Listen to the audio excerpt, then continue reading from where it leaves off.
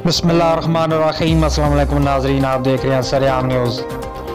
अंधेर नगरी चौपट राज बिना NOC लिए नजायज़ और गैर कानूनी पेट्रोल पंप का अपनी बीवी के हाथों इफ्तिताह करा दिया।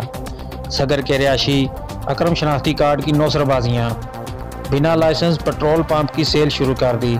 डिप्टी कमिश्नर गुजरात फौरी तौर पर अहमद पेट्रोलियम सगर चौक को सील करके इसके मालिक अकरम शनाख्ती कार्ड के खिलाफ कानूनी कार्रवाई अमल में लाएं। अहमद पेट्रोलियम सगर मोड़ के मुबीना मालिक अकरम शनाख्ती कार्ड ने SHO थाना टांडा अल्ताफ गौर रकनाना की आशीर्वाद और भरपूर पुश्तपनाही से गैर मंजूर शुदा गैर कानूनी निजायज़ पेट्रोल पंप का अपनी बीवी के हाथों तथा गुज़िश्ता रोज़ करा के सेल शुरू कर रखी है।